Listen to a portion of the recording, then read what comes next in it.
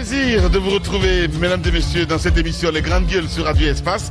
En simultané sur Espace TV, tous les matins, vous avez accès à cette émission. Merci à vous tous qui nous rejoignez aussi en région. Vous êtes à Mamou, la ville Carrefour. Vous nous écoutez là sur 99.7. Merci à ceux qui nous rejoignent également en Guinée forestière, à Zéro-Corée. Vous nous écoutez sur notre antenne locale, 99.7 à modulation de fréquence. Si vous êtes à Gekedou, vous êtes de ce côté. Vous nous écoutez sur Makona FM. Merci à tous qui nous rejoignent également dans le Fouta, sur Espace Fouta. Et à vous qui nous écoutez également dans le Kania, la ville des Agrumes, donc 99.7 en modulation de fréquence, mesdames et messieurs. Ceci dit, évidemment, plusieurs mots s'offrent à vous pour interagir sur nos sujets. Vous partez sur X, c'est ce qu'on vous recommande d'ailleurs fortement, le hashtag Espace GG, le numéro, vous le savez très bien. Si vous êtes ici en Guinée, reste inchangé, 00224 657 39 13 13. Sinon, ça se passe également aussi sur Telegram. Très nombreux d'ailleurs à télécharger et puis à nous suivre là. Et vous avez la possibilité de suivre la chaîne en qualité HD. Nous sommes ensemble jusqu'au port de midi, évidemment. Merci à vous tous qui nous rejoignez sur Radio Espace. L'actualité, vous le savez très bien, la Guinée en deuil. Un bilan macabre, on va dire. Évidemment, le bilan de l'accident de la circulation hier, ce qui s'est produit donc à Tekoulo, dans la préfecture de Gekedou, c'est alourdi. On parle désormais de 16 morts, dont le conducteur et le convoyeur. Les corps étaient hier donc dans les hôpitaux préfectoraux de Gekedou et de Macenta pour identification. L'excès de vitesse, l'état du bus, donc sont entre autres causes qui sont indexées. Retour sur la journée d'hier avec le président de la délégation spéciale de Macenta, si tout va bien, et que nous allons appeler ce matin, mesdames et messieurs, dans notre émission Les Grandes Gueules. Vous le savez aussi, c'est pas passé inaperçu tard la nuit hier du côté de Bokeh. C'est pour dire combien en ce moment c'est très compliqué pour notre pays. C'est une épidémie, on essaie de comprendre. D'ailleurs, on va essayer de marquer une minute de silence pour la mémoire de ces Guinéens tombés hier.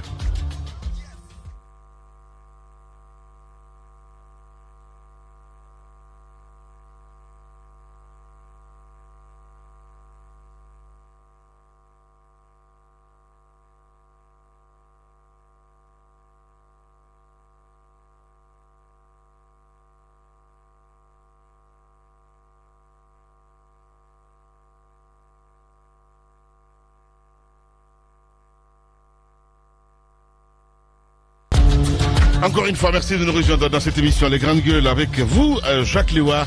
Léno, mon cher Jacques, bonjour. Bonjour Lamine, bonjour à tous. Voilà. Bonjour Madame Yoro et bienvenue, bonjour. Merci Lamine, bonjour à tous. Voilà. Bonjour Mohamed Ali, bonjour. Bonjour boss, bonjour à tous qui nous écoutent ce matin. Voilà. Mohamed Daouda Mohamed Kamara, bonjour. Bonjour Lamine, bonjour à tous. Bonjour mon cher Obi. Bonjour. Voilà. Tragédie, je sais pas trop, c'est assez compliqué. Hier, on évoquait dans notre émission cet accident du côté de la Guinée forestière. Et dans l'après-midi, on apprend aussi du côté de Mamou un grave accident. Et tard la nuit, Bokeh, on apprend aussi ici à Conakry, c'est bien ça, Daouda Mohamed. Oui. Voilà. À Tombo, c'est ça? Non, à Timbo. C'est à Timbo, Mamou. Ça, c'est Mamou, voilà, c'est le cas de Mamou. À c'est bien Conakry, ça. Voilà. c'est pas un accident. Ouais, c'est cela. Voilà. L'excès de vitesse, encore une fois, l'imprudence. Il y a énormément de facteurs qui sont pris en compte. Ouais. Disons quand même que pour ce mois seulement, puisqu'il n'y a pas longtemps qu'on parlait des accidents qui ont fait entre Kindia et Conakry une vingtaine de morts. Je crois que c'était 20 si j'ai bonne mémoire. Et puis les 16 d'hier, donc 17 au total maintenant avec Bokeh, on est rien que ce mois 37 morts. À Timbo, il y a eu 2. À Timbo 2, donc 39. Ouais. On a approché, n'est-ce pas, des 40 morts seulement ce mois, dû aux accidents de la circulation.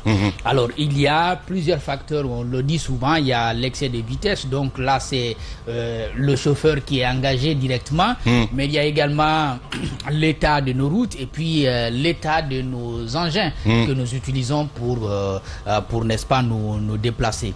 Je reviens brièvement sur ce qui s'est passé du côté de Bokeh, parce que j'apprends que c'est un camion. Exact. Non, on doit voir le témoignage d'ailleurs, mon cher Mohamed, si vous pouvez préparer tout ça, allez-y. Donc c'est un camion qui a fini sa course devant une banque. Donc devant une banque, causant donc un mort sur place. Parce que la question des camions quand même reste posée. À un moment donné, on avait pris la décision pour Conakry ici, par exemple, d'interdire la circulation des gros porteurs sur certains axes. Mais pour les villes aussi, comme Boké, à un moment donné, il y a eu aussi des décisions, en tout cas pour les camions qui travaillent dans les carrières.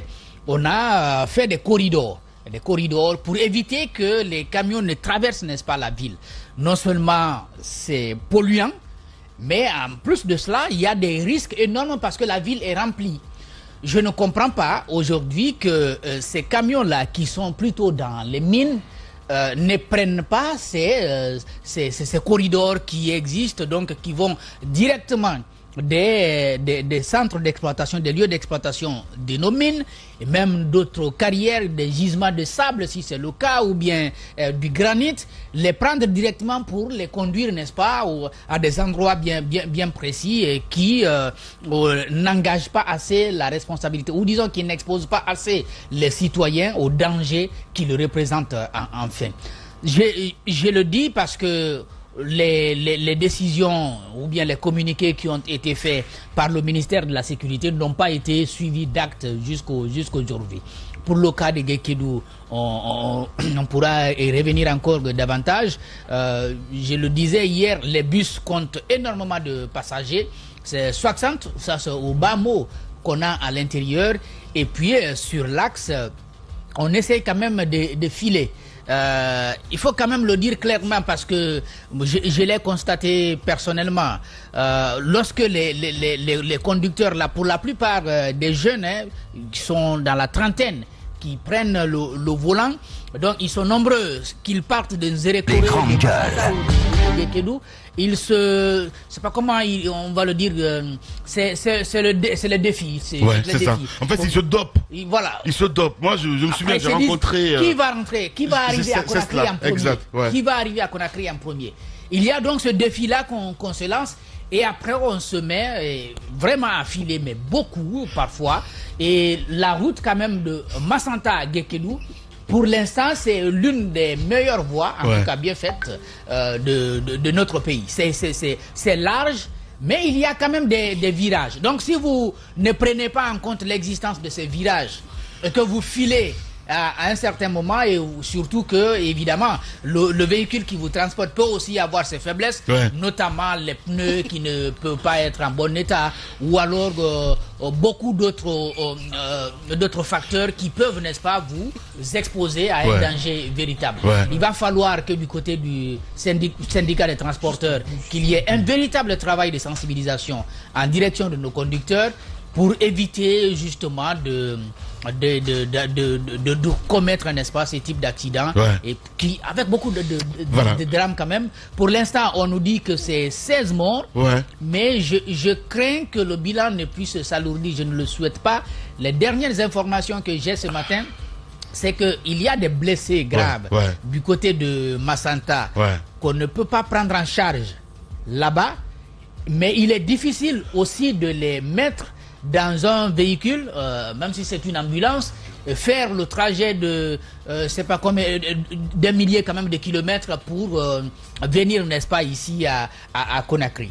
Il serait en train de voir la possibilité avec Rio Tinto pour amener quelques blessés graves par hélicoptère. Ce matin, c'est ce travail qui est là-bas sur place. On espère bien entendu que tout sera mis sur pied pour sauver encore ceux qui sont bien entendu sauvables. Évidemment, Jacques Léoua, Madame Hiro, vous avez suivi cette actualité. On se dit, peut-être, parce qu'il n'y a pas de sanctions, tout simplement. Et souvent, c'est des récidivistes, ces chauffeurs-là, j'ai envie de dire. Il m'est arrivé d'interviewer un chauffeur du côté de Lissan, pardon. Je tournais ici, c'était ça le bonheur, et j'ai vu deux jeunes qui disaient, mais non, nous, en fait, on circule, je suis avec mon frère, quand on va jusqu'à Kindia, l'autre reprend, mais j'étais baba, quoi, parce que je me dis, mais c'est juste pas normal ce qui est en train de se passer là. Il n'y a pas de professionnalisme, en fait.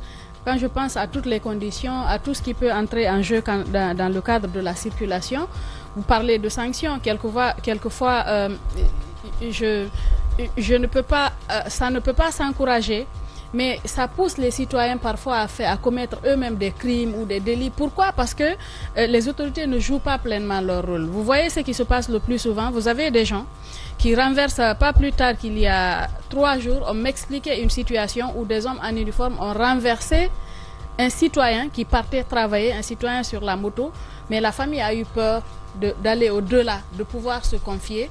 Les gens qui l'ont renversé n'ont même pas daigné s'arrêter. Et imaginez ça, c'est des hommes en uniforme qui font de ce genre de choses. Mais à part cela, vous avez le citoyen lambda lui-même, l'explication que vous venez de donner. Qu'est-ce que lui, il fait dans la circulation? Mais qu'est-ce qui est fait en quelque sorte pour l'amener? Parce que, en fait, dans la vie, je me dis, dans une république, il faut savoir user du bâton et de la carotte. Ouais. C'est-à-dire, quand ce qui peut être le bâton, ce sont les lois, les restrictions qui sanctionnent. Vous savez que si vous faites ça, voilà ce à quoi vous devez vous attendre. De l'autre côté, les gens se méfient parce qu'ils savent que quand ils dépassent une certaine vitesse à un niveau, c'est de l'argent qu'ils vont payer à la fin du mois. Et personne ne va leur demander. Hein, la contravention les trouve à la maison. Vous êtes obligé de payer. Et si vous faites 1, 2, 3 fois, vous pouvez aller jusqu'à perdre votre permis. Finalement, vous n'aurez même plus d'autorisation. Les permis à point. Mais ça n'existe pas chez nous. Justement, c'est ce que je dis. Je parle des contraintes qui peuvent amener les citoyens à se méfier, très bien. à être prudents. Vous savez que moi, une fois, je roulais avec un ami de l'autre côté. Après, j'ai vu une sorte de flash. J'ai dit, mais qu'est-ce qui se passe? Il dit, on m'a flashé. J'ai dit, mais qu'est-ce qui se passe? J'ai dépassé la vitesse normale. C'est vrai. Et après, qu'est-ce qui va se passer? Il dit, c'est ma poche qui va pleurer. C'est vrai, parce que vous recevez évidemment la contravention à la maison. Il faut qu'il y ait, mais on est loin de tout ça. C'est vrai, c'est vrai. Est-ce qu'on est prêt pour ces mécanismes-là? Qu'est-ce qu'il faut faire pour y arriver? Ici, vous pouvez voir des gens qui n'ont pas de permis. Vous leur demandez, ils disent, moi je m'en fous. Moi, je ne suis jamais tombé sur un policier qui me demande un permis. Ou bien quand il te demande, tu peux juste glisser quelques sous et puis tu passes. Ce qui fait que chacun fait du n'importe quoi. Et par rapport à l'âge, est-ce que vous avez remarqué souvent ceux qui conduisent les camions? Les camions, c'est vrai. Le plus souvent, c'est des jeunes qui ont moins de 25 ans. Moins de 20 ans même. Parfois moins de 20 ans. Qui ont moins de 20 ans. Exact. Est-ce qu'il n'y en a pas qui sont mineurs? C'est les grandes gueules. Et vous savez ce qui se passe. Ici, par exemple, il n'y a pas d'arrêt où les gens peuvent aller. Par exemple, les conducteurs, comme il y a des arrêts où les gens peuvent stationner pour se reposer. Vous pouvez garer là en toute sécurité. Vous n'avez rien à craindre. Quand vous êtes fatigué, vous descendez, soit vous prenez un café, vous dormez, après vous reprenez la route. Mais ici, il n'y a pas tout ça. Rien n'est fait pour que la vie humaine soit réellement sauvée. À part ça, vous voyez au niveau des gares routières parfois, des véhicules qui sortent. Vous êtes derrière une voiture parfois de transport en commun. Quand vous arrivez à un virage, vous avez l'impression qu'il va se renverser. À cause des bagages. Ils prennent tellement de bagages et ils sortent devant les transporteurs. Ils dépassent des barrages censés contrôler. Mais qu'est-ce qui est fait pour sauver la vie humaine? Ces engins-là, imaginez l'accident de Bokeh. C'est devant la banque. Lui-même, le chauffeur lui-même a sorti la main pour dire aux gens quittez, je peux plus. Ça veut dire que quittez, je n'ai pas de frein. On voit à l'instant les images à la télé. Qu'est-ce qui est fait justement pour ce véhicule-là, pour que le frein ne lâche pas? Est-ce qu'il y a un contrôle qui se fait de façon régulière? Parce que souvent, il y a des gens qui ont beaucoup de véhicules, qui veulent mettre en place une structure de transport en commun, mais eux-mêmes ne peuvent pas veiller. Et il y a la malhonnêteté souvent des chauffeurs. Qui peuvent demander de l'argent pour amener un véhicule au garage, mais qui ne le font pas. Vous avez plein de gens qui ont entrepris dans ce domaine, qui ont perdu tellement de sous, et c'est mort. Pourquoi? À cause de la malhonnêteté du citoyen. Mais ce qui peut se faire en pareille circonstance, c'est la rigueur. Et des routes qui parlent. Mais nos routes, est-ce qu'elles parlent à tous les endroits? Alors là, pas du tout. C'est ça le problème. Elles ne parlent pas à tous les endroits. Mais quand on a fait les grandes gueules tours, c'était d'ailleurs... l'une des remarques. Oui, mais je comprenais pas. Il y avait des panneaux qui se suivaient. Je dis, mais c'est bizarre ça. Je sais pas s'ils font ça pour embellir la route, mais je ne peux pas comprendre, par exemple, que des panneaux se suivent à chaque 10 mètres. Oui, les panneaux doivent... C'est le maquillage, vous savez, comme les dames mettent fond de teint, fossiles... Mais comme nous, le matin, tous les matins, on se maquille, quoi. Tu vois ce que je veux dire? Donc laisse les dames tranquilles. Allez Daouda, s'il te plaît. C'est sérieux là mon cher ami. Allez-y. Non mais normalement ces panneaux sont censés dire au chauffeur, arrivé à ce niveau, tu dois ralentir, parce que ce qui s'est passé à Tokoulou par exemple, on nous dit que c'est arrivé au niveau du virage, il y avait une Tokoulou, je sais pas. Tekoulo. Bon, ça va, le message est passé. Ce que je veux dire, En fait, c'est au niveau du virage que le pneu de vent a éclaté. Ouais. Et imaginez ce qui peut arriver si le chauffeur est à une certaine allure. Quand même, 15 ou 16 morts, 45 blessés. Et avec toutes les situations que nous connaissons, les situations de prise en charge, évidemment, je suppose qu'il faudrait mettre les bouchées doubles pour sauver des personnes qui pourraient être sauvées justement parce que nous savons que de ce côté, il n'y a pas suffisamment d'équipements, suffisamment de médecins professionnels qui pourraient aider ces personnes-là à s'en sortir. Bien. Je pense qu'il y a toute une stratégie à mettre en place, une réflexion à faire par le ministère de la Sécurité. En tout cas, pour faire en sorte qu'il y ait des accidents, il y en a un peu une campagne partout. annuelle, parce que c'est très important de rappeler aux citoyens de à chaque fois. sensibilisation, Ouais. pas à la dadis, parce qu'à l'époque, là, on te prenait en infraction, on te mettait sur le capot et on te tapait les fesses. Ouais. Mais le fait de parler, sensibiliser, rappeler à tout moment et quelquefois sanctionner quand c'est nécessaire, ça peut faire en sorte que le citoyen puisse se construire peu à peu. Ouais. Mais si on ne fait rien, Ouais. c'est le laisser aller, il y a pas de... C'est comme dans la jungle. Bien Chacun sûr. fait ce qu'il veut, même si vous savez que vous tuez 1000 personnes, vous vous en sortez, il n'y a rien derrière. Qu'est-ce que les gens vont faire? Ils vont continuer à vivre au quotidien, gagner leur vie. Tant pis pour ce qui va se passer. Voilà, Moussa Yoruba, on va essayer de partir à Bouquet d'ailleurs, il faut le rappeler, pour écouter ces témoignages. Je le disais tantôt en début d'émission, c'est un camion donc chargé d'anacarde, qui a terminé sa course à la déventure d'une banque de la place. Bilan, un mort, plusieurs blessés. Les blessés graves, donc au nombre de 3, ont été transportés à l'hôpital du côté de d'Anaïm, comme ça. Les propos donc sont recueillis par Ousmane Touré, notre journaliste du côté de Bouquet. Ce soir, voici le camion était déjà en quittance vers l'hôpital régional. Il voulait virer pour venir juste là où ils font, n'est-ce pas, le dépotage qui est là, juste en bas de l'étage là. Et comme ça, pour le virage, c'est comme s'il était en manque de frein maintenant, disons. Et comme ça, il voulait maintenant dribbler le virage pour rentrer là où il devait, n'est-ce pas, faire le dépotage. Et comme ça, voilà comment est-ce que le drame s'est posé. Le fait de dribbler pour aller là-bas, c'est là, ça l'a échappé. Et voilà, il est venu se confier la tête par là, devant la banque. Ça, il y a même déjà une commerçante qui a été déjà touchée, que je n'en sais pas. Donc elle est même restée sous la voiture. C'est la soirée là, sous le camion. Donc c'est maintenant là, on est venu la ressortir sous le camion, mais déjà morte. En studio, on vient d'écouter donc ces témoignages, Mohamed Ali. Il faut le rappeler, un mort du côté de Bouquet. On espère vraiment que ça va s'arrêter là. C'est très important. Encore une fois, l'imprudence. Et puis, Madame Yoro le rappelait, pas de sanction. Donc ça fait que chacun fait ce qu'il veut. J'étais en train de dire à un collègue journaliste la dernière fois qu'aujourd'hui, lorsqu'on parle d'accident de la route, je peux ne même pas être sur les lieux et faire un reportage dessus, tellement que les phrases sont classiques. C'est toujours la même chose, la mine. Et je me souviens qu'au mois de novembre dernier, on a organisé une semaine de sensibilisation. On a dit que c'est le départ pour une nouvelle politique, pour la sécurité routière, etc., etc.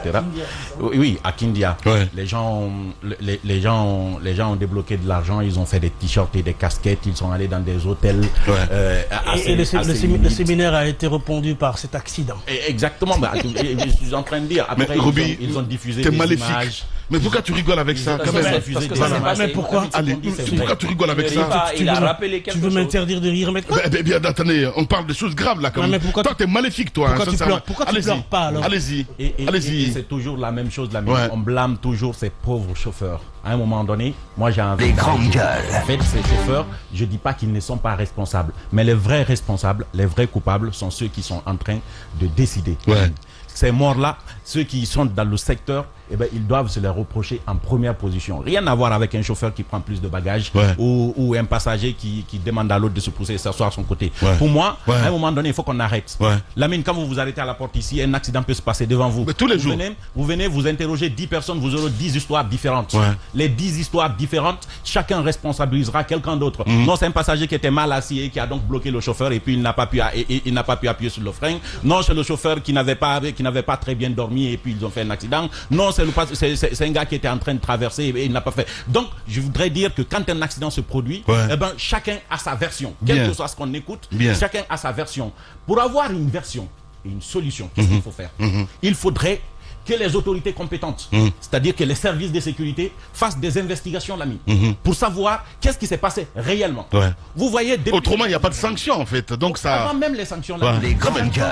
Les sanctions viendront bien après. Mais il faut penser la politique dans ce secteur. En fait, il faut refaire les choses en réalité. Parce qu'il n'y a rien. Il n'y a pas d'équipement, il n'y a pas de rigueur dans l'application de la politique. Il n'y a même pas une politique assez rigide, justement, pour dans nos secteurs. Ce que je suis en train de dire, c'est que quand un accident se passe, comme l'accident de Massanta, vous avez entendu qui dire c'est quoi véritablement? Non. Personne ne le dira. Tout le monde même pas un communiqué du gouvernement. Même le communiqué du gouvernement ne vous dira pas que c'est dû à un excès de vitesse. Vous n'aurez pas une version officielle de c'est dû à quoi. Nous, dans les médias, on dira non, il faut revoir les voitures. Non, vous avez vu comme c'est qu'on est en train de dire. C'est les chauffeurs, c'est incroyable ce qu'ils font, ils se relaient, etc., etc. On spécule. On n'a rien. L'ami, on spécule. On spécule pas. Non, ce n'est pas. C'est son opinion, les gars. C'est son opinion. C'est son opinion. Un journaliste ne spécule pas. C'est dans la rue qu'on spécule. C'est les histoires qu'il raconte. On ne spécule pas. On ne spécule pas. Alors, ce qu'on est en train de dire. Les gens qui spéculent ne rentrent pas dans le cadre du professionnalisme. On ne spécule pas dans ce studio. Il n'y a pas de spéculation. On ne spécule pas. Bon, allez-y, on a quand même écouté des témoins. On est quand même parti sur le terrain. La responsabilité journalistique voudrait qu'on parte sur le terrain, qu'on recueille des informations, qu'on écoute des autorités, qu'on écoute des professionnels. On a écouté le monsieur qui était juste derrière le bus hier. Avant que le bus ne se renverse.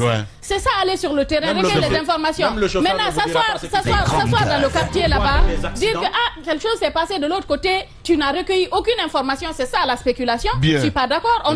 On se réveille, quelquefois on ne dort même pas, on recoupe de l'information, on ne peut pas venir à studio pour dire qu'on spécule. Ce qu'on fait tout le temps, on spécule en fait, et je le maintiens. Il faut dire que tu spécules, non, on ne spécule pas. Voilà, c'est ça. Si vous n'êtes pas dedans, sortez dedans. Moi, ce que je suis en train de dire, c'est que quand un accident se produit, faisons comme tout le monde, on spécule là-dessus parce qu'il n'y a pas d'études, il n'y a pas de raison, il n'y a pas de témoignage assez fiable pour nous dire effectivement, voilà ce qui s'est passé dans cet accident. Merci beaucoup, Mohamed Ali. Désormais, ce qu'il faut faire, il faut prendre des dispositions pour ne pas que ça se refasse. Lamine, je vais terminer là-dessus. Il y a que quand un problème arrive, il n'y a pas que sur les problèmes d'accident. Il y a que, à un moment donné, vous entendez, il y a eu des feux dans tel village, telle case, tel nombre de cages a été consumé, etc., etc. Après, on dit non, c'est le diable.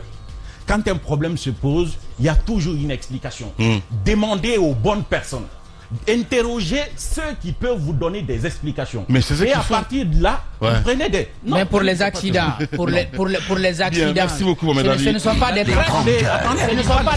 à part les constats, où est-ce que tu vas avoir des réponses? C'est bien entendu chez les policiers, chez ceux qui sont des témoins oculaires, c'est à la police, comment on appelle ça, à l'hôpital, c'est auprès des conducteurs eux-mêmes. À part ça, vous n'avez pas d'autres choses, il n'y a pas de boîte noire que tu vas consulter pour comprendre ce qui s'est passé. Vous n'allez quand même pas interroger le véhicule lui-même. Vous n'allez pas interroger le véhicule. C'est les gens qui ont vu et qui ont vécu qui peuvent témoigner. Je vais prendre pour vous si vous le voulez, mais ce que je suis en train de dire, c'est que nous avons des services spécialisés qui, après un accident, doivent être outillés, donc doivent disposer des outils pour nous expliquer exactement qu'est-ce qui a causé l'accident. Ce n'est pas un témoin qui se devant le bus, à l'intérieur du bus ou derrière le bus qui dira effectivement voilà ce qui s'est passé, parce qu'on ne trouvera pas de solution. Merci beaucoup, Mohamed. Merci. Les grandes gueules. Allez-y, il faut responsabiliser ceux qui doivent prendre les décisions. Merci beaucoup, Mohamed. Allez-y, Mohamed. Bon, comme on le dit souvent, quand ça au fort, tu peux dire ce que tu veux. Mais ce qui reste clair, il y a un principe quand même qui dit quelle ligne suivre lorsqu'il arrive un événement, que ce soit un événement malheureux ou heureux, lorsque vous vous y intéressez, quelles doivent être les portes à taper pour savoir ce qui s'est passé. Parce qu'on n'ira quand même pas interroger le véhicule lui-même, pourquoi tu as fait accident. Alors, pour ce qui est des accidents, aujourd'hui, quand je prends le cas spécifique des bus qui quittent Massanta, qui quittent Gekedo, qui quittent Kissidougou pour Conakry, ce sont des bus aujourd'hui qui font peu de visites, techniques. En plus du manque de visites techniques, non, pour pas prudence, j'ai dit qu'ils font peu. pas. Bon, par prudence, je dis peu. Ils vont dans les garages et la visite technique, c'est différent. Les grandes gueules. Ils font peu. Allez-y, mais chacun dépasse son opinion, les gars. Quand même. Parce que je suis pas imposer quelque chose. Allez-y, Daoud. Alors, Roby. Ce sont des véhicules. Oui. Visite technique. Ce sont des véhicules qui sortent des gares. Sortant des gares, on sait avec quelle masse de bagages ils sortent dans les gares. Aujourd'hui, on nous dit par exemple ce bus de 55 places. Excuse-moi, on vient de nous signaler que le chauffeur vient de succomber donc ses blessures du côté de Bokeh. Voilà, le bilan s'alloue donc à 2 morts et 3 blessés. Ouais, ça se disait depuis hier nuit que le chauffeur est dans un état très critique. Ouais. Alors aujourd'hui, on ne peut pas parler des accidents, de la circulation, notamment ce qui s'est passé par exemple du côté de Macenta à Guékédou. On ne peut pas en parler sans parler des surcharges que font ces véhicules. Parce que l'explication qu'on a eue, on a eu Kaba Kamara qui est intervenu dans notre édition d'information hier. Son bus était juste derrière le bus qui a fait l'accident, parce que lui, son bus c'est Kamara et frère, et celui qui a fait l'accident c'est Kourouma et frère. Donc ils se suivaient. D'accord. Ils sortent avec une allure de la gare de Macenta, parce que la route est bonne de ce côté, parce qu'on veut vite arriver à Guékédou pour traverser vite le point noir du côté de Guékédou afin d'être plutôt à Conakry. Alors ils sortent avec une allure de Macenta et avec tous ces concepts comme surcharge de personnes et de bagages. Donc le pneu ayant explosé, le choc a été grand par rapport au poids d'abord du véhicule, de ceux qui étaient dedans comme bagages, mais également des passagers. Alors, le monsieur, il a bien expliqué, le véhicule ne s'est pas renversé. Le véhicule est allé se heurter au mur du caniveau qui est dressé et qui est sous forme de pont. Donc qui a cédé. Qui a cédé et s'est retrouvé. Les grandes gueules. Le bus s'est affaissé. Vous voyez un peu le choc des bagages à l'intérieur. Voilà. Il a fallu qu'on amène, parce que j'avais les images qu'on m'avait renvoyées un peu dans la soirée, il a fallu qu'on envoie une machine qui vienne en quelque sorte découper le bus afin de pouvoir sortir le reste des survivants. Vous vous imaginez un peu le choc qui était là. J'imagine. Et la même journée, à Guékédou, à 13h, un autre camion rempli également de bagages qui a cédé du côté de, juste en face du lycée Jésus Brosse Tito, à la cité des administrateurs là, qui a cédé en pleine ville. Pendant qu'on est en train de transporter de l'autre côté, qui prend parce que c'est une côte, qui prend la côte, mais vu le poids des bagages, il a cédé et s'est renversé tout de suite là. L'accident du côté de Leïser à Timbo, qu'est-ce qui s'est passé? Il y a eu un premier accident. Un mort. Le deuxième accident est survenu comment? C'est un camion qui arrive. Un taxi est devant, qui tombe sur l'accident, mais vu son allure, il cherchait à garer, à freiner, mais il fallait aller doucement. Et derrière lui, c'est un camion qui vient, à vive allure également, qui ne pouvait pas se maîtriser et qui allait rentrer dans ce véhicule-là, qui a aussi poussé un autre véhicule devant, qui va tomber sur une citerne de transport de ciment, qui va aussi taper un autre véhicule de transport de gaz butane. Donc l'excès de vitesse. L'excès de vitesse. Il va tomber sur un véhicule de gaz butane qui a pris feu tout de suite et et à l'intérieur il y avait un apprenti, parce que le véhicule de gaz butane a été garé. Donc à l'intérieur l'apprenti était là et qui prend feu. Donc là-bas à Timbo Leïsere, il y a eu 2 morts. Bien. Mais en réalité, Lamine, peut-être qu'on va bien parler de ce que font les chauffeurs, de ce que font le syndicat. Mais prenez les axes là, les transversales qu'on a ici. Vous savez qu'il est interdit que les véhicules, les camions prennent ces transversales. Mais allez vous asseoir un peu au niveau de l'école, Carrefour École à Bessia, partant vers Bambeto. Qu'est-ce que les policiers font? Les camions sont bien remplis. Ils savent que c'est interdit de prendre cette transversale, mais il y en a qui sont au pont de l'aéroport. Il y a un autre groupe qui est devant. Dès que le camion on prend la moto, on se met derrière le camion. Ceux qui sont devant sortent, on le prend en sandwich et tout de suite là, on le palpe, on prend ce qu'on a à prendre avec lui et on le cortège encore pour continuer. La forfaiture ne s'arrête pas. Eux, ils prennent juste pour eux. Sinon, ils pouvaient lui dire à partir du pont, n'empruntez pas cette transversale. Bien. Mais on te laisse passer, tu viens jusqu'à un niveau, on t'arrête, on te retire ce qu'on a à te retirer, on te cortège pour t'accompagner jusqu'à Bambeto. Merci afin de beaucoup, continuer. Daouda Donc Mohamed. il faut que cette responsabilité également soit ressortie. Merci beaucoup, Daouda Mohamed. Allez-y, mon cher Roby. Vous savez, le sujet des accidents... Roby n'avait pas encore non, je serai pas long. Donc tout ce que j'ai entendu là, ce n'était pas encore son tour. Je serai pas long, t'inquiète pas. Je ne suis pas... Je ne suis pas prolixe. Allez-y. Quand c'est un drame. Allez-y. Que lui il me traite de démon à chaque fois. Ouais. Ce que je veux dire, moi, c'est que le problème de... Non, mais il faut pas Des grandes gueules. Allez-y. Le cardinal. Allez-y, mon cher. Le problème des accidents, on n'est pas prêt de finir avec. Il y a plusieurs facteurs, il y a plusieurs raisons. Mohamed Ali était sur un sujet, certes, il n'a pas pu le dire, mais il avait parfaitement raison, j'en discutais avec Mara. Sur le plan juridique, c'est vrai que les responsabilités qui sont à situer sont des responsabilités techniques, et ça, il faut des spécialistes pour déterminer. Mais ça, c'est... On parle là, oui, mais justement... Non, on est d'accord avec toi. Ça, sur le plan technique, tu as parfaitement raison.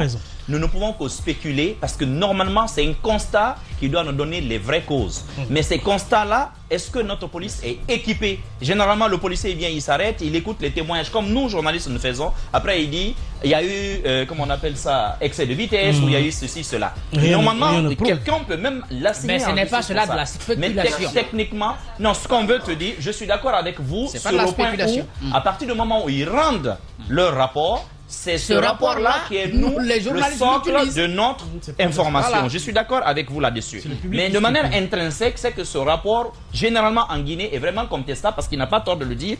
Techniquement, celui qui fait souvent le constat, est-ce qu'il en a toute la formation? Est-ce qu'il a les instruments? Comment tu peux parler de vitesse?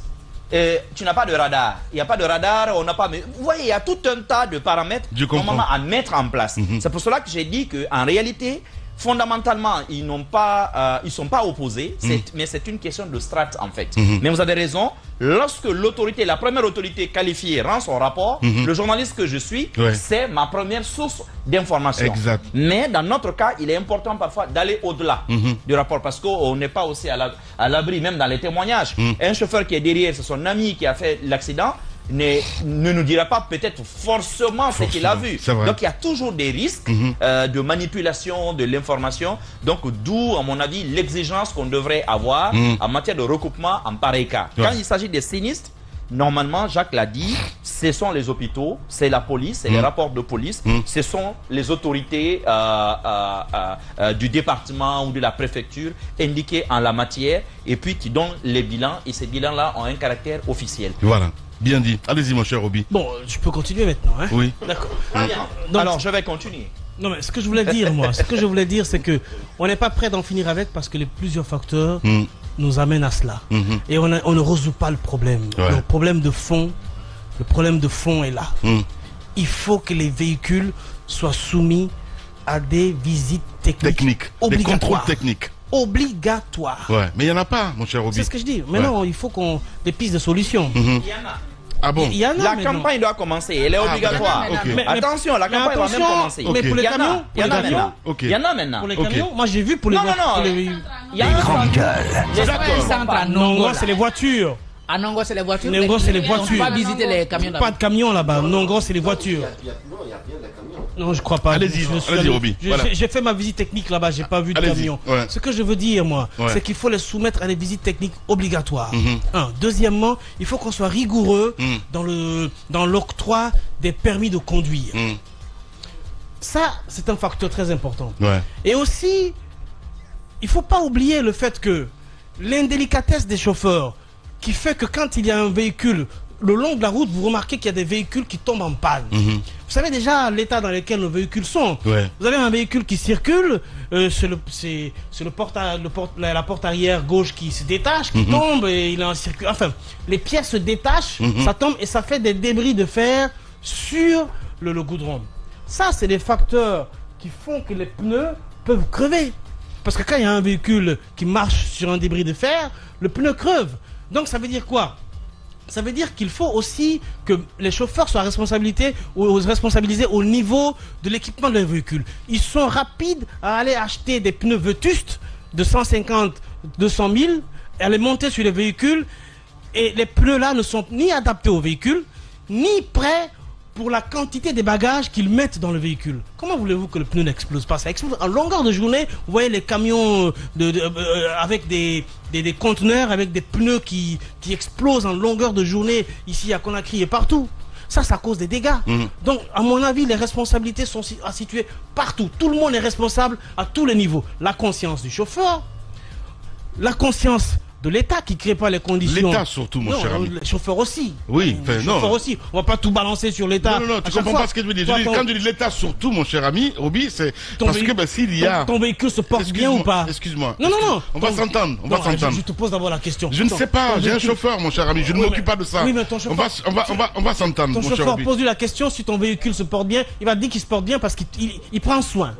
Il prend soin, c'est pour ça qu'il n'est pas en danger. Quand je dis l'État surtout, c'est à l'État, évidemment, de fixer, si tu veux, les barrières, et celui qui ne respecte pas soit sanctionné. Tu comprends ce que je veux dire? Je parle dans ce sens-là, mon cher ami. La conscience.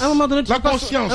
Ce qui nous différencie des fous, c'est parce qu'on a une conscience, mon cher ami. Mais alors là, les autres ne sont pas des fous. C'est des fous. Ils ont des consciences. Ah ben non. À un moment donné, il faut te sauver la vie. À un moment donné, il faut tenir compte de ta vie personnelle. Deuxièmement, moi, je ne m'aventurerai pas à aller m'embarquer dans un véhicule qui a une place de 50 personnes alors que le chauffeur est en train de me proposer une centaine de personnes. Tu peux refuser, mon cher ami. En fait, c'est ce que je veux dire. Donc, c'est pour ça que j'ai dit, les responsabilités sont à partager. Les responsabilités sont à tous les niveaux, à tous les niveaux, à tous les niveaux. Tout le monde est fautif, en fait. Oui, tous les niveaux. En tout cas, sur la circulation, les cas d'accident et les cas de circulation en Guinée, la raison, les responsabilités sont à tous les niveaux. À tous les niveaux. Je vous donne un exemple. Tout le monde est coupable. Tout le monde est coupable dans cette histoire de circulation en Guinée. Je vais vous donner un exemple. Les parents d'élèves qui se permettent de laisser un motard venir à la maison, prendre 3 enfants sur la moto pour les amener à l'école. 3, c'est encore bien. Mais voilà. C'est ça, je parle de conscience. C'est pour ça que je te dis que les responsabilités sont partout. Il ne faut pas seulement les situer au niveau de l'État. Les responsabilités sont partout. Il y a la responsabilité de l'État qui n'est pas rigoureux dans son domaine régalien. Il y a la responsabilité des citoyens qui ne sont pas rigoureux. Parce qu'il n'y a pas de sanction. Oui, mais au-delà de la sanction, mais toi-même sanction, toi le moral, quoi. Mais la sanction, toi le moral. Tu parles de sanctions. Où est la politique applicable? Où sont les équipements on dit la même chose. On dit la même chose, Mohamed. On dit la même chose, sincèrement. Moi, je vois comme sanction le chauffeur qu'on a responsabilisé parce qu'il a fait surcharge, puis il a fait un accident. Lui, il doit aller en prison parce qu'il a causé. Moi, je trouve que dans pareil cas, il y a des travaux qui doivent se faire en amont. Et que l'État... Alors, il faut savoir quoi faire exactement. Il va terminer. Il faut disposer des équipements pour pouvoir le faire. Merci beaucoup. Alors, les sanctions, c'est vrai. Mais à un moment donné, quand j'appelle à la conscience collective, à la conscience citoyenne, ce que Mme Hiro ne va pas faire sa salade et attendre à ce que l'État vienne lui dire non mais lave les feuilles de salade parce que sinon si tu laves pas il y aura la diarrhée. Non, elle va être consciente elle-même qu'il faut laver les feuilles de salade avec l'eau de javel, etc. parce que sinon les enfants vont attraper la diarrhée. Voilà les responsabilités. Oui, mais à un moment donné, sensibilise-toi toi-même. Sensibilise-toi toi-même, d'accord? Ce que je veux dire moi, c'est que si on en arrive là, on aura résolu au moins 40% des problèmes d'accident en Guinée. Merci la beaucoup, conscience collective, elle est importante. Tu me reviens. Voilà. Non, tu me reviens. Tu parles de l'État. Comment ça, tu parles de l'État? Comment ça, tu parles de l'État? On est dans un État ou pas? Accroché à l'État. On est dans un État ou pas? On est dans un État, mais après. Après quoi? Après, on est quand même des êtres humains. Allez-y, Mohamed Mara. Voilà, allez-y, Mohamed Mara. Il me revient à chaque fois. On n'est pas des logiciels. On est des êtres humains. Justement, allez-y. LG. Oui. Je vais vous titiller un peu. MR. Honnêtement, qui de vous a déjà lu le code de la route de la République de Guinée? Qui l'a vu d'abord? Un code de la route de la République de Guinée, il faudrait que les routes parlent. Non, tu n'as pas compris de quoi je parle. Quand on dit code, ça veut dire que c'est une loi. Mais c'est universel, Mohamed. Non. Ah bah oui. Non. Ah bon? Non. Code de la route. Dans les auto-écoles, on nous enseigne des règles universelles dans les auto-écoles. Mais un pays, par exemple, peut criminaliser ou peut décider que tel c'est une infraction, un autre ne le reprend pas comme ça. Ouais, mais bon. Après, les carrefours giratoires, par exemple, et tout ça, on sait que la priorité, par exemple... Mais tu reconnaîtras avec moi, toi d'ailleurs, tu as la réputation d'être à vive allure toujours dans Paris. J'ai eu des témoignages te concernant. C'est vrai, tout le temps j'ai des PV. Tout le temps, on m'a toujours ça. C'est Madame Hero qui m'a balancé. On m'a dit, non, c'est pas elle qui t'a balancé. Alors c'est quelqu'un d'autre qui t'a balancé. On m'a dit que tu prends toujours des PV pour ça. Et après, tu viens de te mêler du sujet en Guinée. Alors, mais Lamine, tu reconnaîtras avec moi qu'il y a des panneaux. Tu reconnaîtras avec moi qu'il y a des panneaux que s'il conduit en Guinée, c'est grave. Roby, s'il te plaît, on va l'écouter. Il y aura quelqu'un qui prend tout le temps des PV dans les rues de Paris s'il conduit en Guinée, c'est grave. On va écouter Mohamed Mara. C'est grave. S'il te plaît. Faut pas souhaiter qu'il conduise ici. Merci beaucoup. Allez-y, monsieur Mara. Ici, le meilleur, c'est celui qui est le plus rapide. Allez-y, monsieur Mara. Allez-y. Les grandes gueules. C'est quand même du Roby.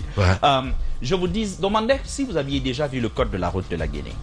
Je vais vous donner une copie après l'émission du journal officiel de la République. C'est un code de la route qui n'a que 42 articles. 42 articles. Ma mémoire ne me fait pas défaut là-dessus parce que j'ai eu ce texte en fin 2021. Ouais. J'avais carrément lancé un appel. Je voulais préparer une émission et c'est Maître Mohamed Traoré, le bâtonnier Maître Mohamed Traoré, qui a acheté un exemplaire, qui l'a remis à quelqu'un qui me l'a apporté. 42 articles. Je suis tombé de nu. J'avais envie de pleurer de rage. Ouais. Qu'est-ce que vous allez mettre dans 42 articles pour réglementer la route? C'est quand même aberrant. Par comparaison, c'est pas si tu as déjà vu le code de la route de la France. C'est des milliers d'articles. C'est pas un Larousse, c'est un Robert. C'est comme ça. Encore que 42 articles, un n'est même pas respecté. Tu veux qu'on en fasse des tonnes? Non, tu n'as pas compris. Tu vas comprendre de quoi je parle. Le problème d'abord en amont, c'est d'abord la question même de la réglementation. Ouais. Si déjà celui qui doit réglementer, qui est l'État, lui-même ne sait pas, ne prend pas la peine de tout codifier, qu'on sache déjà, voici ce qui est permis, voici ce qui ne l'est pas, voici ce qu'il faut faire, attention. Et ce sont les malinqués qui ont bien compris c'est quoi la voiture. Et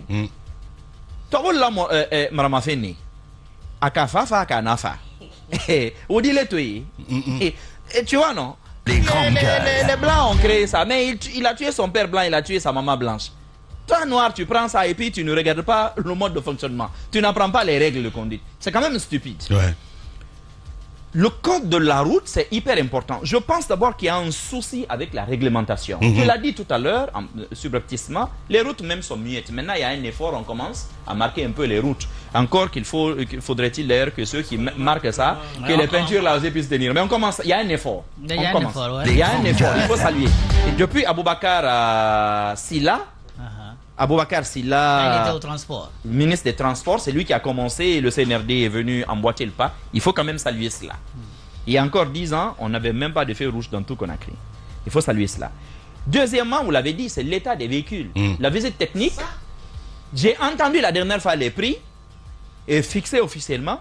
Je suis tombé de nu. Combien de gens, déjà les permis coûtent cher, la catégorie coûte cher, et maintenant on va y ajouter la visite technique.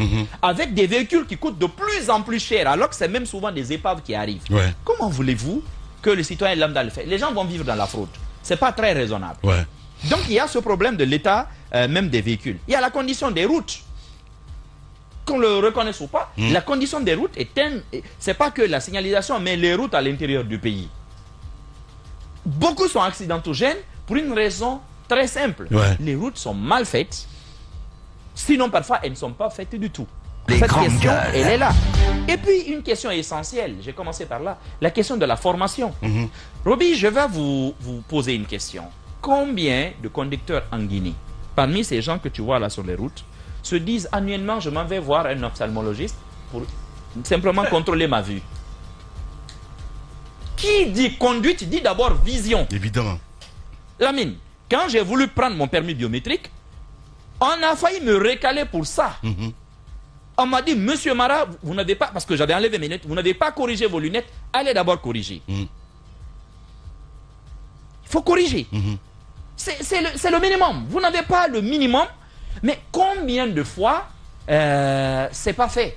La plupart d'entre nous, c'est quand on n'arrive même plus à lire qu'on dit, ah, il faut aller quand même maintenant changer. C'est un problème. Or, quand vous avez le volant, je vous l'ai dit la dernière fois, quand tu prends le volant d'une voiture, Dieu, il te cède un peu de sa souveraineté. Hein. Il te dit, bon, je t'ai donné le volant de ta vie, là. Conscience. Ouais. Ah oui, vous avez parlé de conscience, je suis d'accord. Voilà. Mais dans cette formation, Voilà. hier, on en discutait. Moi, par exemple, un des trucs dont je me rappelle, par exemple, basique, quand vous roulez et qu'un pneu éclate. On était en train d'en discuter hier, on était en train de causer entre nous. Quel est, comment on appelle ça, votre réflexe premier, c'est de freiner. Oui, mais le technicien te dira que c'est ce qu'il ne faut justement pas faire. Oui, mais quand c'est un gosse de 18 ans qui est émotif. Non, là, n'est même pas la question. Même une vieille personne, tout est d'abord dans la formation. Quand le pneu éclate, c'est quoi notre premier réflexe? C'est écraser, écraser le frein. Okay. Non, le frein. Ça, par contre, c'est hyper dangereux. Mais si tu ne vas pas auprès des techniciens, tu ne peux pas le savoir. D'accord? Les permis sont délivrés dans quelles conditions? On fait sauter les pas aux gens. C'est pourquoi aujourd'hui, moi, je me dis, il faut tolérance zéro pour des gens qui ne passent pas véritablement comment on appelle ça, les examens pour le permis ici à comment on appelle Thomas Greg. À Thomas Greg. Ouais. Il faut obliger, si on prend quelqu'un en train de conduire, le défaut de permis dans ce cas-là doit même carrément être criminalisé parce que c'est un criminel qui est en fait il a quoi? Il a une arme et comment vous appelez ça? Il a une arme légère mais frauduleuse. C'est une arme. Bien. Un permis qui n'est pas délivré dans les conditions normales par l'autorité compétente, c'est un revolver que vous avez mis entre les mains d'un soulard. Ouais. C'est ça la vérité. Autrement, il ne mourra pas seul. Le problème est que souvent, il ne meurt même pas seul. Ouais. Je me rappelle d'un accident qui s'est passé il y a, je crois, 3 ans comme ça à la minière, vers 4h, 5h du matin. Le gars, tu as vu l'autoroute? Le gars a pris le sens interdit. En pleine autoroute à 5h du matin, il rentrait de boîte de nuit. Et la pauvre femme... dans un état second, hein. Mais c'est de ça qu'on te parle. Les grandes gueules. Oui, mais c'est de tout ça qu'on te parle. Les pauvres femmes, allaient celles qui sortent très tôt. Oui. Un des facteurs. Mais voilà, c'est un des facteurs. Voilà pourquoi je dis, là-dessus, formation, santé, il y a tout un tas de questions. Alors si on veut aller rapidement, peut-être juste les énumérer. La jeunesse n'est pas une excuse. On a parlé plus tôt. La jeunesse n'est pas une excuse. Déjà, pour régler ces problèmes, on l'a dit, il faut renforcer la réglementation. Mais les gars, on va s'écouter. Primo, il faut renforcer la réglementation. Secondo, il faut améliorer les infrastructures routières. On l'a toujours dit. Il faut des routes quand même correctes pour sécuriser aussi la vie des gens. Tertio, je suis tombé là-dessus hier, on parlait, il faut sensibiliser. Je dirais même que parfois il faut éduquer. Il faut commencer très tôt. Il y a des questions centrales qu'il faut commencer à débattre avec la jeunesse très tôt.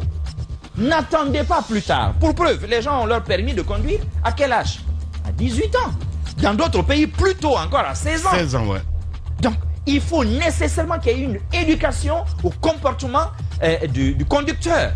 On ne le dit pas assez, mais l'essentiel des accidents qu'on a en Guinée, c'est même pas parfois dû à l'état du véhicule, ni de la route. C'est le comportement de l'usager de la route lui-même, qui est un facteur prépondérant. C'est vrai. Vous l'avez dit, quelqu'un fait et il a une petite crevaison, il n'enlève pas sa voiture. Il répare là-bas. Un autre arrive et il ne met pas de signal, il met pas de triangle, rien. Vous arrivez, vous vous encastrez dans le véhicule. Et il laisse les débris. Mais ça d'ailleurs, ça c'est même pas encore le plus grave. Quelqu'un arrive à vive allure, le temps pour lui de voir ce qui se passe, il s'est déjà encastré. Il y a eu plein d'accidents comme ça ici. D'accord? Et donc là-dessus, je pense qu'il faut véritablement travailler. La formation doit être pour moi obligatoire. Qu'on arrête de donner des permis à des chauffeurs, surtout d'engins lourds, sous le prétexte qu'il a fait 10 ans d'apprentissage. Il faut refuser ça. C'est vrai. Il faut refuser ça.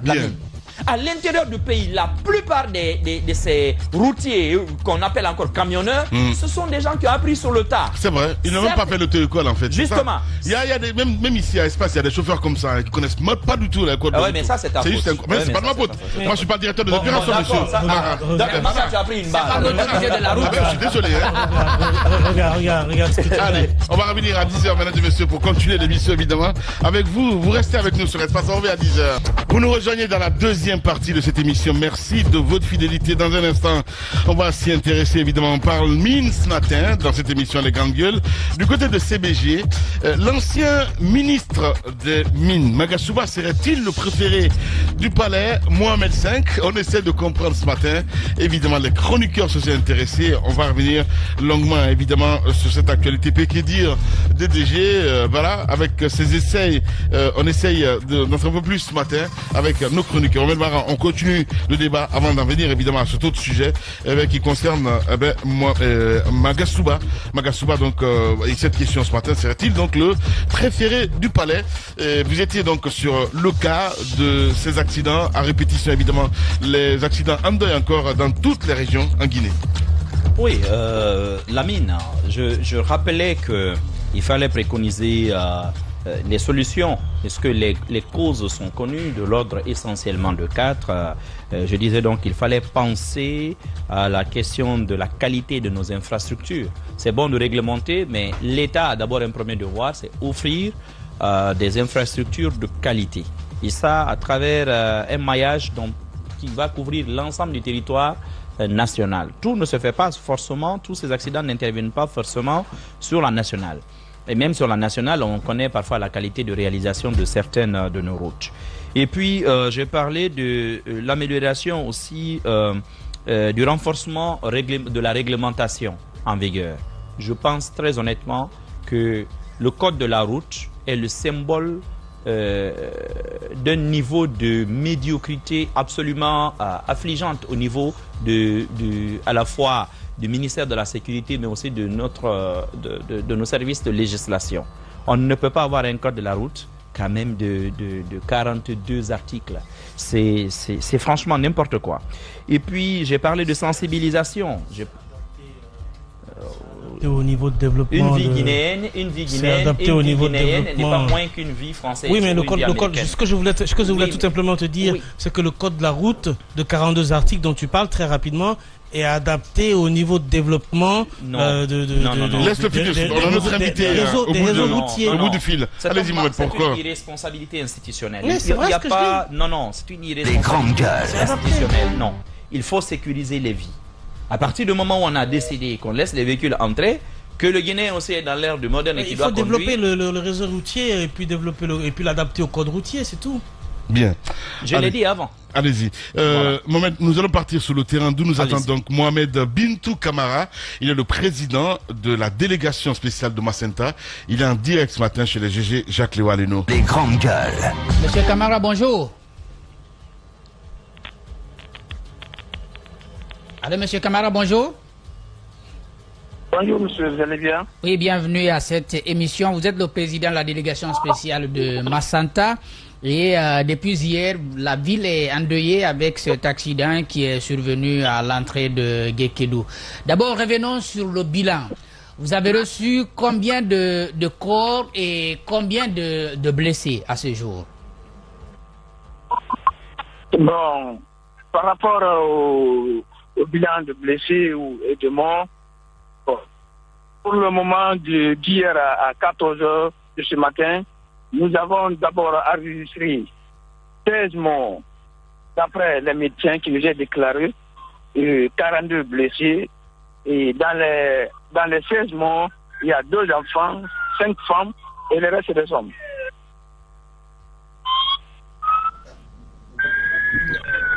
D'accord. Oui. Alors, parlant de ces blessés aujourd'hui, parce qu'on parle de blessés graves et blessés légers, combien sont-ils vraiment dans un état qui nécessite aujourd'hui leur évacuation et quelles sont les dispositions prises sur place? Oui, bon, vraiment, nous remercions en tant que président de la délégation spéciale de Macenta, nous remercions tous les corps médicaux de Macenta, chacun s'est occupé comme nous le voudrions. Bon. Ce matin, il y a une délégation de Rio qui a atterri sur le stade de Macenta pour une assistance médicale. Donc, pour le moment même, le Rio a évacué 2 blessés graves parce que les médecins ont signalé 5 blessés très très graves. Et les 2 sont déjà évacués. Et les 3 autres, là où je vous parle, là au stade, il y a les 3 autres qui sont déjà dans l'ambulance à attendre encore l'hélico pour les évacuer. Voilà, le président de la délégation spéciale de Macenta, Mohamed Bintou Camara, en direct ce matin chez les Grandes Gueules. Donc, vous nous rappelez 16 morts, c'est très important. Et puis, pas d'autres victimes ce matin. C'est bien cela, monsieur Camara? Mais je vous reçois un peu mal. Allez-y, madame. Alors, en parlant de ces morts, est-ce que toutes ces 16 personnes ont péri sur place ou bien il y en a qui ont rendu l'âme du côté de l'hôpital? Non, d'abord, sur place, il y a eu 9 morts. Sur place, il y a eu 9 morts, dont le chauffeur même a été le premier victime. Donc... Alors sur place, quelle disposition avez-vous prise au-delà de l'aide que vous venez de recevoir de Rio Tinto? Comment vous avez organisé les secours sur place pour ces victimes-là, les blessés et les corps? Bon, puisque la situation est dans la main des médecins et monsieur le préfet de Macenta et moi, le président de la délégation spéciale, mais tout ce qui est mis en place médicalement, ça c'est au niveau de l'hôpital préfectoral. Mais tous les éléments de la délégation spéciale et l'autorité préfectorale sont tous sur le terrain et appuient vraiment pour s'occuper à des blessés et les parents victimes aussi. Oui. Merci beaucoup, monsieur Camara. En tout cas, dernière question. Je voulais juste savoir, est-ce que tous ces corps ont été identifiés? Est-ce qu'on a pu retrouver les différentes familles ou bien l'identification continue? Bon, nous avons décidé hier avec la Ligue islamique de remettre les corps à chaque famille parce que les gens sont venus avec les plaidoiries, chacun demandait son corps. Donc d'après le président de la Ligue islamique de Macenta, on les a remis la passe, ils ont continué à distribuer le corps par famille. Et ce matin, on s'est mis à pied pour vraiment saluer. Bon, mais si vous permettez, il y a l'hélicoptère maintenant là qui atterrit. Vous allez m'excuser un peu pour ne pas que vraiment ça soit perturbé par le vent. Merci beaucoup en tout cas d'avoir accepté notre invitation ce matin. Monsieur Camara, il faut le rappeler, il est le président de la délégation spéciale du côté de Macenta. L'émission continue sur Espace.